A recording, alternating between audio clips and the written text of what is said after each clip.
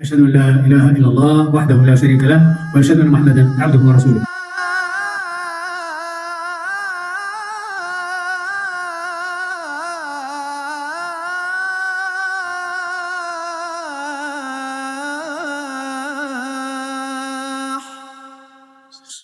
La leçon d'aujourd'hui, c'est au sujet des métiers du prophète sallallahu alayhi wa sallam. Je sais bien que vous savez des métiers. Quels étaient les métiers du prophète sallallahu alayhi wa sallam? Oui.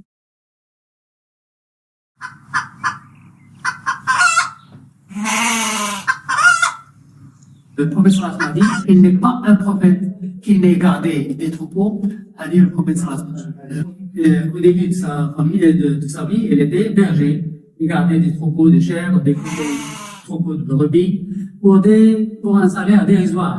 Et le salaire qu'elle recevait, il l'a donné à Abu Talib. Abu Talib, son tuteur, son oncle. Le père d'Ali était pauvre lui-même, il avait beaucoup d'enfants. Alors, la somme qu'elle recevait, il l'a donnée à son oncle pour l'aider dans sa dépense. Même Daoud, qui était roi, il était berger au début. Avant d'être roi, il était berger. Son fils était prince et il gardait aussi des moutons. Et ainsi de suite. Tous les prophètes gardaient des moutons. C'est pour s'entraîner à gérer, avant de gérer les humains, avant de gérer les gens, on gère les animaux. Et dans un hadith, Allah subhanahu wa ta'ala a demandé Moussa, alayhi salam, il lui dit, est-ce que tu sais pourquoi je t'ai élu et je t'ai donné la faculté de parler avec moi? Moussa a dit non, je ne sais pas. Il dit, tu étais berger et une brebis s'échappait et tu l'as suivi et tu l'as attrapé après un grand effort, mais tu ne l'as pas frappé. Tu l'as embrassé et tu l'as dit, pourquoi tu te fais tant de peine à toi et à moi aussi? Et tu l'as embrassé et tu l'as fait retourner dans le troupeau. Tu ne l'as pas frappé. Tous les prophètes ont les meilleures qualités qu'ils soient. Les meilleures qualités physiques et psychiques, morales, sociales et dans tous les cas. Pourquoi? Pour que personne ne peut les insulter ou les reprocher de dire toi tu ne marches pas bien, tu ne parles pas bien, tu ne bois pas bien, tu ne réfléchis pas bien. Non, ils étaient excellents. Tous les prophètes sont excellents parce qu'ils sont élus par Allah subhanahu wa ta'ala, et Allah subhanahu wa ta'ala les a élus et les a préparés pour diriger les gens.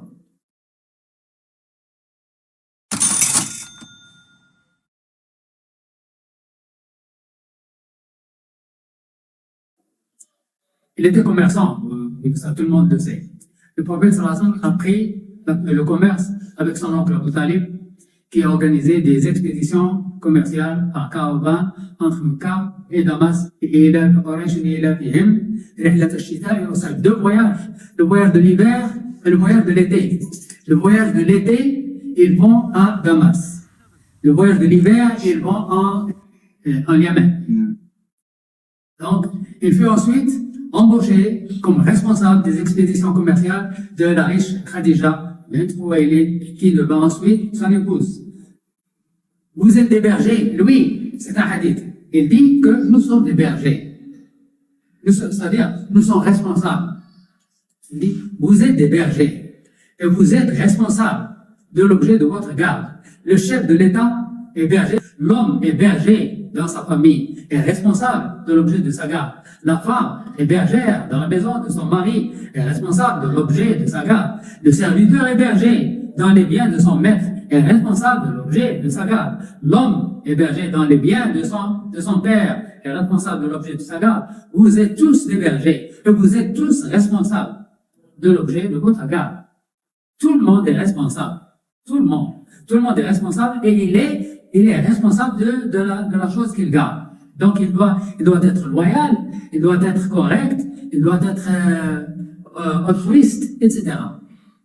Le père est berger de la famille, c'est-à-dire il est responsable de la famille, il ne mange qu'après eux, il achète des vêtements après eux, il dort après eux. Donc il est responsable et il doit veiller à leur bien-être. La femme aussi est responsable de la famille. Les enfants sont responsables. quelle est la responsabilité des enfants? Ils ont une responsabilité d'aller à l'école, d'apprendre, d'obéir les parents, etc. Tout le monde est responsable. Quant au métier du commerçant, il implique plusieurs compétences qui ont été des atouts pour le prophète sallallahu alayhi wa sallam. La connaissance des périls, des voyages, le sens de la négociation, l'intérêt commun, l'honnêteté, le bénéfice, etc. Le commerçant honnête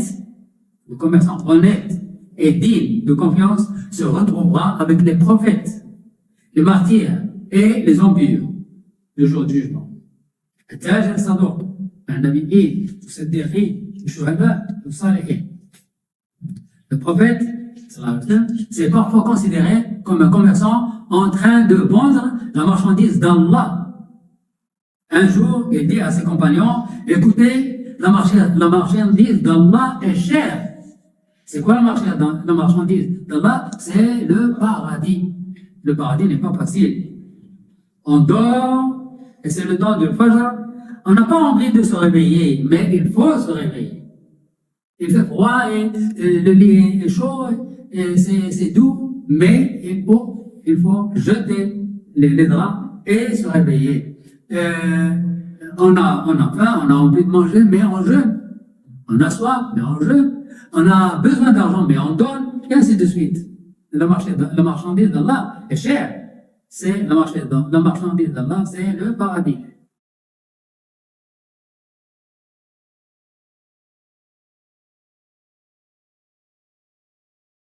Maintenant, le troisième métier du prophète sallallahu alayhi wa sallam, c'est l'alliance. L'alliance des Foudoul. Foudoul, il y a quatre personnes sages et respectées, et les quatre ont le même nom. Fadl.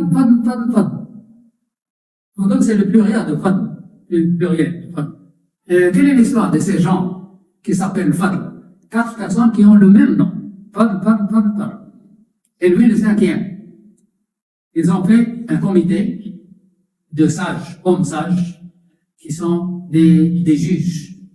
S'il y a un problème entre deux tribus, ces quatre personnes, et le prophète sallallahu alayhi wa sallam intervient et réconcilie les tribus ou les parties.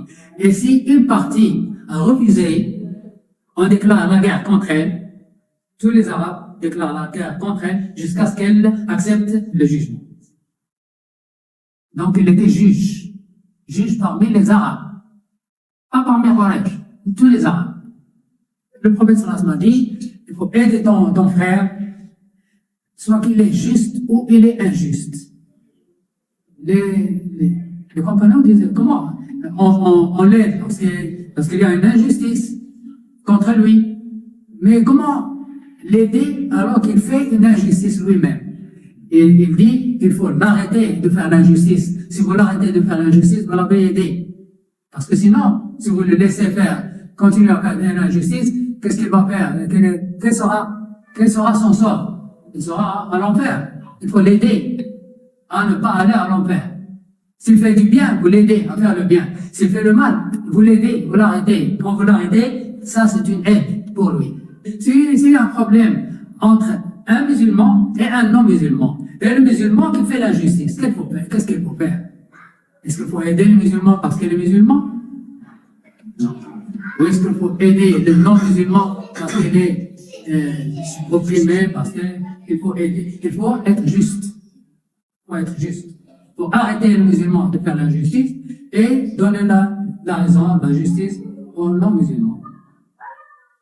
S'il y a un problème entre ses parents et d'autres personnes, et les parents sont fautifs, il faut arrêter contre les parents. Et non, papa, maman, non, c'est pas juste. Sinon, vous laissez vos parents aller à l'enfer. Non, il faut arrêter les parents d'aller à l'enfer. Il faut être un obstacle contre l'injustice. Qu'il soit musulman ou non musulman, qu'il soit de votre communauté ou votre communauté, votre pays ou un autre pays, ce sont des humains. Nous sommes tous des frères Nous sommes tous des fils d'Adam et de Ève. Adam et Ève. Adam et Hawa. Oui. فإذا قضيت الصلاة فانتشروا في الأرض وابتغوا من فضل الله واذكروا الله كثيرا لعلكم تفلحون وإذا رأوا تجارة أو لهوا انفضوا إليها وتركوك قائما قل ما عند الله خير من اللهو ومن التجارة